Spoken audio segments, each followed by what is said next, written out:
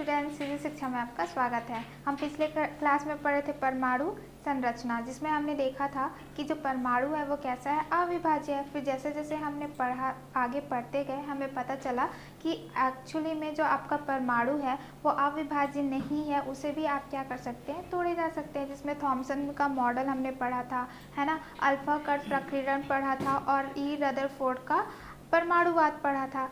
अब हम क्या देखेंगे, ई रदरफोर्ड जो थे वो कहाँ थे, उनके बारे में थोड़ा सा हम पढ़ते हैं। ठीक है, जो ई रदरफोर्ड थे वो एक्चुअली में कहाँ के थे, न्यूजीलैंड के थे और उनको नाभिकीय जनक भी माना जाता है, जिनके लिए उनको नोबेल पुरस्कार भी मिला था।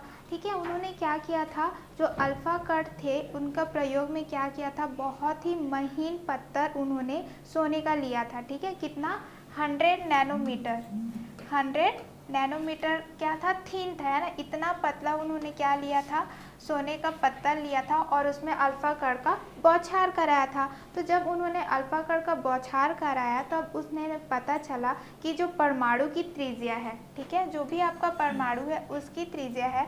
और इसके अंदर क्या था, हमने देखा था कि ई रदरफोर्ड के हिसाब से कि जो परमाणु है उसके अंदर नाभिक होती है और नाभिक के ऊपर साइड क्या होता है, आपका इलेक्ट्रॉन जो है घूमता रहता है। तो जो नाभिक रहती है, परमाणु की जो नाभिक है उसकी जो त्रिज्या रहती है वो 10⁵ टाइम्स क्या रहती है, परमाणु की त्रिज्या से छोटी रहती है। उन्होंने यह निष्कर्ष निकाला था इस प्रयोग से। आई होप कि ये आपको क्लियर हो गया कि उन्होंने ये क्यों लिया, है ना। 100 नैनोमीटर थीन जो सोने का पत्थर लिया था उसमें बौछार कराया, तो सिर्फ उसका निष्कर्ष क्या निकला कि जो नाभिक का त्रिज्या है वो 10⁵ क्या है आपका, कम रहता है, किससे, परमाणु की त्रिज्या से। ठीक है, चलिए आगे देखते हैं। तो इसमें से कुछ प्रश्न हैं जिन्हें हम थोड़ा सा सॉल्व करेंगे। तो पहला प्रश्न क्या है, क्या अल्फा कणों का प्रकीर्णन प्रयोग स्वर्ण पत्थर के अतिरिक्त रजत पत्थर या ऐसे ही अन्य तत्वों के साथ पत्थर से संभव होगा, तर्क सहित उत्तर दीजिए। ठीक है, तो इसमें बोल रहा है उन्होंने सोना पत्थर यूज़ किया था, तो इसकी जगह चांदी या तो फिर कोई अन्य जैसे लोहा हो गया वो ऐसे हम यूज़ कर सकते थे। तो उसका जवाब है नहीं। ऐसा क्यों, क्योंकि अगर हम कोई सा भी और पत्थर यूज़ करते तो जो भी उन्होंने ऑब्जर्वेशन मिला था वो हमको निष्कर्ष नहीं मिल पाता, क्योंकि उनको क्या चाहिए था, बहुत ही पतला पत्थर चाहिए था, जो सिर्फ किस में पॉसिबल है, आपका सोने में। इसलिए अगर हम कुछ और पत्थर वो लेते तो क्या होता, वो संभव नहीं हो पाता। तो इसका उत्तर क्या होगा, नहीं। हम सिर्फ सोने में ही उसको ऑब्जर्व कर सकते हैं, किसी और में नहीं। क्लियर, चलिए आगे देखते हैं। थॉमसन ने परमाणु के आगे अविभाज्य होने की परिकल्पना को किन आधारों पर चुनौती दी, है ना। तो हमने थॉमसन मॉडल पढ़ा था, जिसमें उन्होंने बोला था कि जो आपका जो धन आवेश है ना, धनात्मक आवेश है, वो क्या होता है, बीच में रहता है, और जो क्या बोलते हैं उसके इलेक्ट्रॉन रहते हैं, जो ऋणात्मक आवेश है वो क्या होते हैं आपके, उसके पूरे इर्द गिर्द क्या होते हैं, भरे रहते हैं, है ना। पहले साइंटिस्ट थे जिन्होंने बोला था कि इसमें क्या होता है, इलेक्ट्रॉन पाया जाता है, ठीक है, जो क्या रहेंगे, इधर उधर धंसे रहेंगे, और जो आपका जो पॉजिटिव है चार्ज है, जो आपका धनात्मक आवेश है वो क्या रहता है, बीच में रहता है। ठीक है, तो इस प्रकार से उन्होंने क्या की थी, चुनौती दी थी कि ये जो परमाणु है वो अविभाज्य है। ठीक है, क्लियर, चलिए आगे देखते हैं। आगे हम देखेंगे विभिन्न कक्षाओं में इलेक्ट्रॉन कैसे वितरित होता है। ई रदरफोर्ड ने ये तो बता दिया था कि बीच में नाभिक होती है परमाणु की और इलेक्ट्रॉन क्या होते हैं, उसमें घूमते रहते हैं, पर उन्होंने ये तो नहीं बताया था कि एक्चुअली में वो कैसे घूमते हैं, कैसे उनका पथ रहता है। ठीक है, उसमें क्या है, आपका धनात्मक आवेश भी है, ऋणात्मक आवेश भी है। तो क्या धनात्मक आपस में क्या होते हैं, प्रतिकर्षित होते हैं, या तो फिर आपका क्या है, जो धनात्मक है ऋणात्मक है, दोनों जो आवेश है एक दूसरे से टकराते हैं, और उसमें और जो परमाणु रहते हैं वो कैसे व्यवस्थित रहते हैं, ये सारी चीज़ों के जवाब उन्होंने नहीं दिए थे।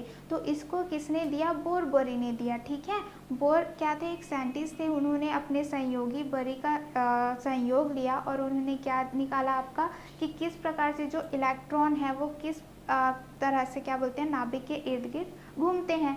ठीक है, तो उनके हिसाब से क्या था, यहाँ पर अगर नाभिक है तो बहुत सारे क्या होते हैं, उसके ऊपर पद रहते हैं। ठीक है, जिसको उन्होंने क्या बोला, कक्षा बोला, कक्ष बोला, या फिर आप उसको कोष बोल सकते हो।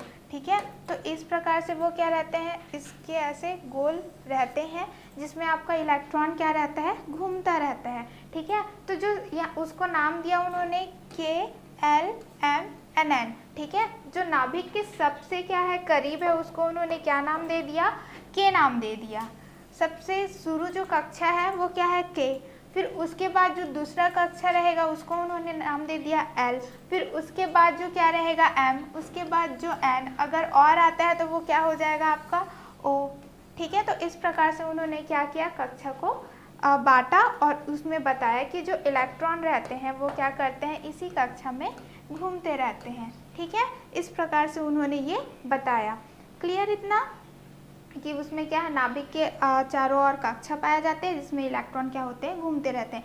सबसे समीप वाला को क्या बोलते हैं, के, उसके बाद का एल, उसके बाद एम, उसके बाद एन। तो इस प्रकार से क्या रहता है, आपका जो कक्षा है वो वितरित रहता है। आई होप कि आपको ये टॉपिक क्लियर है। चलिए आगे देखते हैं।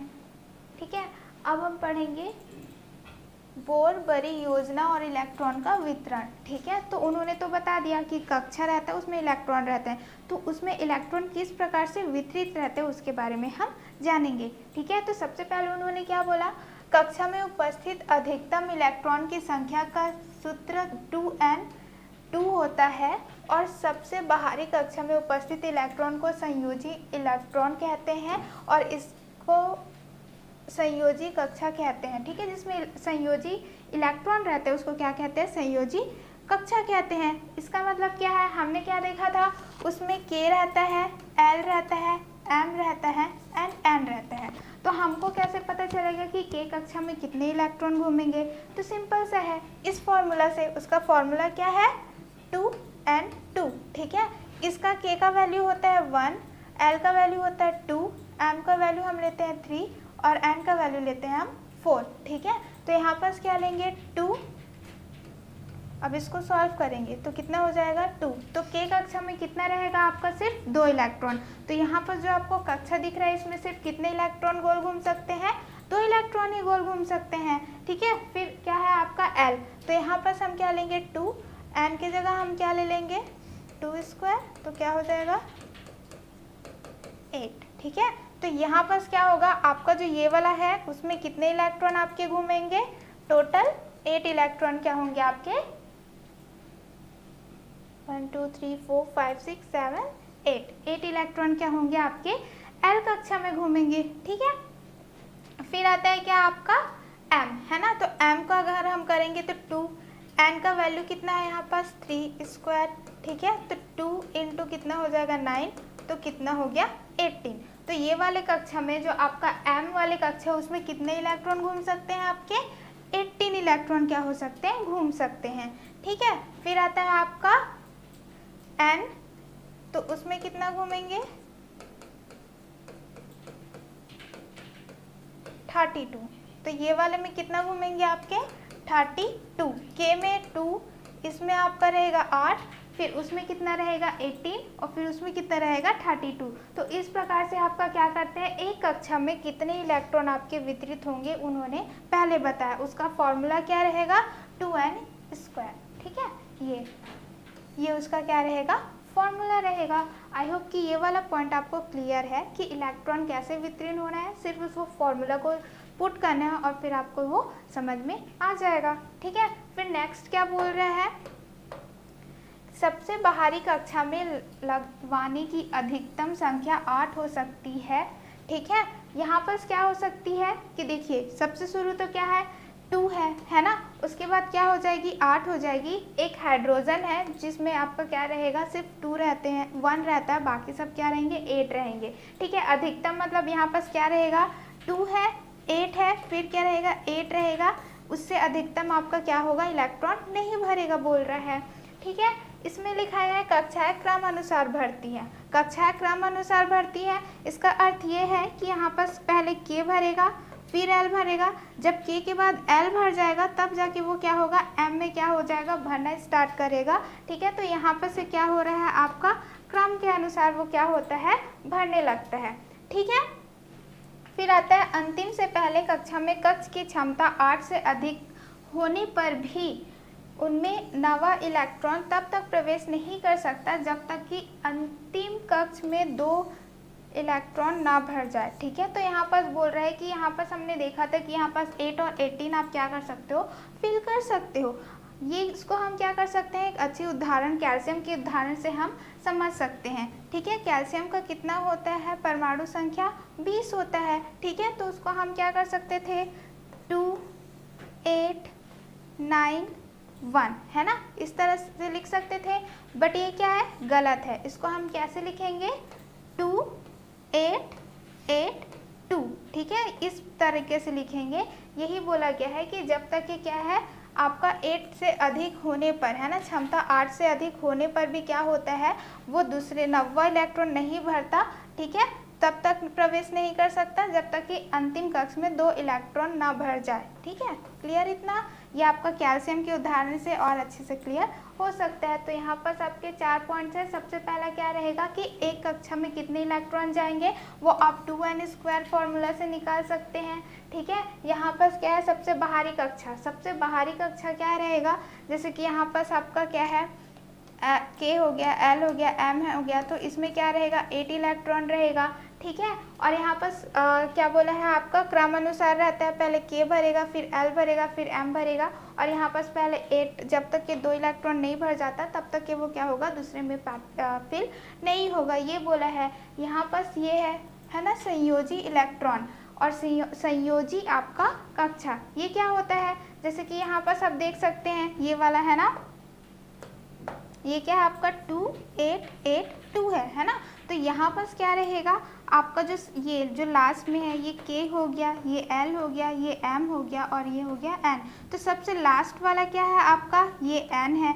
तो N क्या रहेगा आपका, ये कहलाएगा आपका संयोजी कक्षा, और ये जो 2 है वो क्या है आपका इलेक्ट्रॉन है, तो वो कैसा कहलाएगा आपका, संयोजी इलेक्ट्रॉन कहलाएगा। और जहाँ पर संयोजी इलेक्ट्रॉन रहेगा उसको हम क्या बोलेंगे, संयोजी कक्षा बोलेंगे। आई होप कि आपको ये क्या हो गया, पूरी अच्छे तरीके से समझ आ गया है। चलिए नेक्स्ट देखते हैं। इसका हम कुछ क्या करेंगे, ये इलेक्ट्रॉनिक कॉन्फ़िगरेशन अगर हम देखेंगे कि इलेक्ट्रॉन कैसे वितरित होते हैं तो उसको आप और अच्छे से समझ में आ जाएगा। ठीक है, तो सबसे पहले क्या है आपका, देखिए यहाँ पास हाइड्रोजन है। हाइड्रोजन का जो परमाणु संख्या रहता है वो कितना रहता है, 1 रहता है। तो आप देख सकते हैं कि ये क्या है, एक ही इसमें आपको देखने को मिल रहा है। ठीक है, तो ये कैसा है, देखिए यहाँ पर K सेल है इसका, है ना, K कोष है, और उसमें कितना है, सिर्फ 1 हाइड्रोजन है यहाँ पर। फिर आता है हीलियम, है ना, हीलियम का कितना रहता है, 2 रहता है। तो आप देख सकते हैं कि इसमें क्या है, सिर्फ 2 इलेक्ट्रॉन यहाँ पर है K उसमें, है ना। हमने क्या देखा था कि K में क्या रहता है, सिर्फ 2 इलेक्ट्रॉन्स हम फिल कर सकते हैं। L में हम कितना कर सकते हैं, हम कर सकते हैं आपका 8, है ना, और आपका क्या करते हैं, M में कितना कर सकते हैं, 18, एंड N में कितना कर सकते हैं, 32। ठीक है, यहाँ पर हमने ऐसा पढ़ा हुआ है। फिर आते हैं हम लिथियम। लिथियम का कितना होता है, 3। तो देखिए K सेल में कितना है आपका, 2 इलेक्ट्रॉन है, और आपका क्या बोलते हैं, L सेल में कितना है आपका, 1 इलेक्ट्रॉन है। हमने पढ़ा था ना कि वो पद के अनुसार होता है, तो पहले K फिल हुआ, फिर उसके बाद L हुआ। फिर आपका बेरियम आता है। बेरियम कितना है, 4 है। आप देख सकते हैं कि K सेल में कितने हैं, 2 है। 2 अगर वो पूरा फिल हो गया देन फिर 2 यहाँ पास आ गया L सेल में। ठीक है, वैसे ही बोरोन का आप देख सकते हैं, इसका होता है 5। तो पहले 2 यहाँ पास फिल हो गया, फिर यहाँ पास क्या हो गया, 3 फिल हो गया। क्लियर। फिर यहाँ पर आता है 6। तो आप कार्बन का देख सकते हैं, यहाँ पास पहले 2 फिल हुआ, फिर उसके बाद क्या हो गया आपका 4 कार्बन फिल हो गया, तो हो गया कितना, 6 हो गया। फिर आता है N, नाइट्रोजन 7। तो यहाँ पर आप देख सकते हैं ये कितना है, 1 2, पहले के पूरा सेल फुल हो गया, फिर उसके बाद कितना बचा, 5।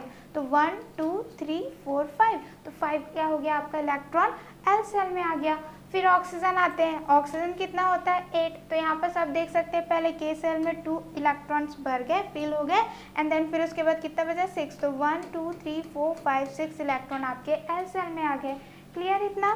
फिर आया फ्लोरीन। फ्लोरीन आपका क्या है, 9 में देखिए पहले 2 सेल आपका हो गया फिर उसके बाद कितना बचा आपका, 7। तो 1 2 3 4 5 6 7, तो वो किस में आ गया आपका, L सेल में आ गया। फिर आता है नियॉन, जो क्या है आपका 10। तो यहाँ पर आप देख सकते हैं 2 इधर आ जाएगा, और आपका 8 1 2 3 4 5 6 7 8 इधर आ गया। ठीक है। तो इस प्रकार से आप देख सकते हैं कि क्या हो रहा है, पहले K सेल आपका फिल हो रहा है, फिर उसके बाद L, और K में कितने इलेक्ट्रॉन आ रहे हैं, 2 इलेक्ट्रॉन आ रहे हैं, और L में कितने आ रहे हैं आपके 8 इलेक्ट्रॉन ही आ रहे हैं। ठीक है, जैसे कि अब ये तो 10 तक के था, अब आप सोडियम देखेंगे जो क्या रहता है 11 रहता है। तो आप देख सकते हैं अब इसमें 3 कोर्स हो गए, पहला वाला क्या रहेगा K रहेगा, ठीक है, दूसरा वाला क्या है आपका L है, तीसरा वाला क्या रहेगा आपका M है। ठीक है, कितना है आपका 11 है ना। तो आप देख सकते हैं कि K वाले में कितना आना चाहिए, 2 आना चाहिए, देखिए यहाँ पास 2 है। ठीक है, L वाले में कितना आना चाहिए आपका 8 आना चाहिए। काउंट करते हैं 8 है कि नहीं है, देखिए 1 2 3 4 5 6 7 8 आ गया है ना। और बचा क्या आपका, देखिए 8 आ गया। अब उसके बाद क्या आएगा आपका M आएगा, M में कितना आना चाहिए 18 आना चाहिए। ठीक है, तो 18 में देखिए फिर ये 8 फिल हो गया, फिर यहाँ पास क्या हो गया आपका 1 आ गया, तो ये क्या हो गया 11 हो गया। ठीक है, सेम चीज़ें आपकी क्या होंगी मैग्नीशियम में होगी, जो क्या रहती है 12 होती है। अब फिर से काउंट कर सकते हैं 1 2 K सेल में है।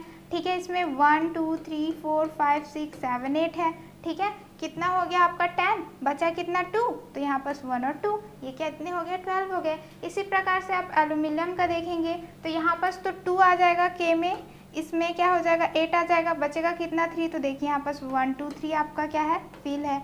ठीक है, फिर हम देखते हैं सिलिकॉन, तो सिलिकॉन में कितना होता है 14, तो 2 यहाँ पास क्या है देखिए 2 K है, ये पूरा क्या रहेगा 8 ठोक है आपका, बचा कितना 4, तो यहाँ पास 4 है। ये क्या है फॉस्फोरस आपका कितना है 15, यहाँ पास आपका ये दोनों सेल क्लियर है। ठीक है, फिल है, फिर कितना आएगा यहाँ पास 5 1 2 3 4 5। फिर आता है सल्फर, यहाँ पास क्या होगा आउटर में आपका कितना हो जाएगा 6 हो जाएगा, 1 2 3 4 5 6 है ना, क्योंकि आपका जो K सेल है L सेल है वो तो क्या है आपका फुल फिल है, इसमें 2 आएंगे, इसमें आपके कितने आएंगे 8 आएंगे, जो बचा है वो क्या हो जाएगा आपके आउटर कोर्स में चले जाएगा। वैसे ही क्लोरीन का 17 होता है, तो आउटर में कितना आ जाएगा 7 1 2 3 4 5 6 7। आर्गन में कितना आ जाएगा 8, तो 1 2 3 4 5 6 7 8। यहाँ पास भी K और L, यहाँ पास भी K L क्या है एकदम से फुल है। तो इस प्रकार से आप क्या कर सकते हैं विभिन्न कक्षा में इलेक्ट्रॉन का वितरण आप कर सकते हैं, जैसे बोरबरी ने बताया है उस नियम को ध्यान में रखते हुए हम उसका वितरण कर सकते हैं। आई होप कि आपको टॉपिक पूरी तरह से क्लियर है। चलिए नेक्स्ट टॉपिक देखते हैं। ठीक है, तो देखिए यहाँ पर क्या है एक सारणी है, अगर हम ये फिल करेंगे तो आपको बहुत अच्छे से समझ आ जाएगा कि हमको इलेक्ट्रॉनिक आखिर हम इलेक्ट्रॉन को कैसे वितरित कर सकते हैं कक्षा में।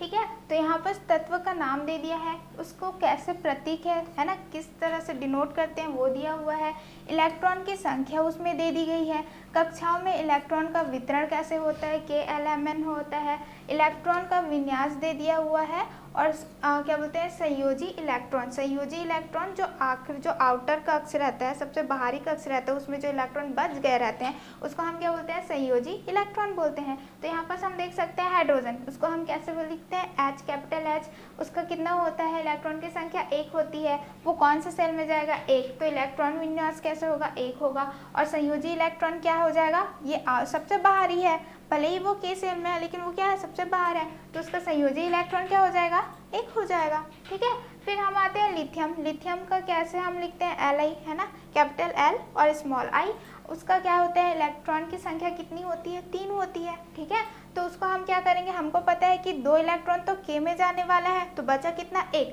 तो यहाँ पास 1 हो जाएगा, तो कैसे लिखेंगे हम 2 और 1। ठीक है, तो ये तो सबसे बाहरी कक्षा कौन सा 1 है, तो सबसे बाहरी कक्षा में क्या बोलते हैं 1 है, तो यहाँ पर संयोजी इलेक्ट्रॉन क्या हो जाएगा 1 हो जाएगा। क्लियर। फिर आता है कार्बन को हम किससे डिनोट करते हैं कैपिटल C से, उसका इलेक्ट्रॉन क्या बोलते हैं इलेक्ट्रॉन की संख्या कितनी होती है 6। ठीक है, तो हम देख सकते हैं कि यहाँ पास कितना आएगा 2 आएगा है ना, 2 आएगा, फिर कितना बच गया 4, तो ये कौन सा आएगा इसमें आ जाएगा, क्योंकि हमको पता है ये 2 आता है 8 आता है 18 आता है 32 आता है। ठीक है, इस प्रकार से। लेकिन हमने एक और देखा था कि 2 8 और क्या आ जाएगा आपका 8 आएगा, फिर उसके बाद ही क्या होता है अलग से चेंज होता है, तो यहाँ पर हम कैसे लिखेंगे 2 8 8, फिर उसके बाद जो भी बचेगा वो n में जाएगा। ठीक है, तो यहाँ पर हमने देख लिया 2 4, तो इसका क्या हो जाएगा 2 और 4 सबसे बाहर में क्या है L वाले में है, तो संयोजी इलेक्ट्रॉन कितना हो जाएगा 4 हो जाएगा।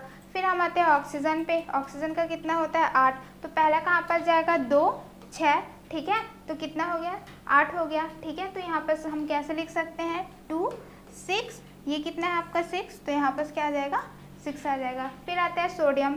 ठीक है, ये कितना होता है 11, तो कैसे रहेगा 2 8 1, तो इसका क्या है सबसे बाहरी क्या है 1, तो यहाँ पर क्या आ जाएगा आपका 1 आ जाएगा। फिर आता है एल्यूमिनियम। एल्यूमिनियम का कितना रहता है 13, 13 का कैसे रहेगा 2 8 3, है ना, तो ये कैसे लिखेंगे हम 2 8 3, आउटर क्या है 3, तो इसे क्या हो जाएगा संयोजी इलेक्ट्रॉन हो जाएगा इसका 3।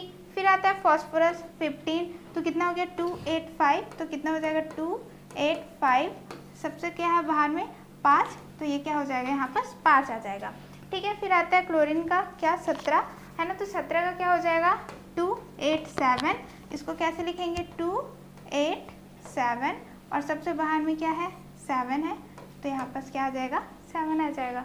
फिर आता है आर्गन। आर्गन का कितना होता है 18, ठीक है, जो क्या रहेगा आपका 2 8 8, तो इसको क्या हो जाएगा 2 8 8, बाहर में क्या है आपका 8 है, तो संयोजी इलेक्ट्रॉन कितना हो जाएगा 8 हो जाएगा। फिर आता है पोटेशियम। पोटेशियम का कितना है 19, यहाँ पर कितना आ जाएगा 2 8 8, है ना, जैसे मैंने पहले बताया था कि भले ही हम 18 उसमें आ सकते हैं इलेक्ट्रॉन, लेकिन कितना आना चाहिए, हम क्या लेंगे 8 लेंगे, तो इसलिए हमने 8 लिया। फिर बचे कितना 1 बचा, तो यहाँ पर देख सकते हैं अब बाहरी क्या हो गया N हो गया, तो क्या हो जाएगा उसका 1 आ जाएगा संयोजी इलेक्ट्रॉन। फिर आता है कैल्शियम 20, तो 20 में क्या आ जाएगा आपका 2 8 8 2, है ना, तो यहाँ पर क्या हो जाएगा आपका, ये आपका बाहर है, तो इसको हम कैसे लिखेंगे 2 8 8 2, यहाँ पर 2 आ जाएगा। ये कैसे आएगा 2 8 8 1, तो बाहरी जो है आपका क्या कक्षा है उसी का क्या हो जाए इलेक्ट्रॉन क्या कहलाता है आपका संयोजी इलेक्ट्रॉन। तो इस प्रकार से आप क्या कर सकते हैं इलेक्ट्रॉन विन्यास कर सकते हैं, इलेक्ट्रॉनिक विन्यास कर सकते हैं, और इलेक्ट्रॉन का वितरण इस प्रकार से आप अलग अलग कक्षा में कर सकते हैं। ठीक है, आई होप कि आपको ये भी क्लियर है।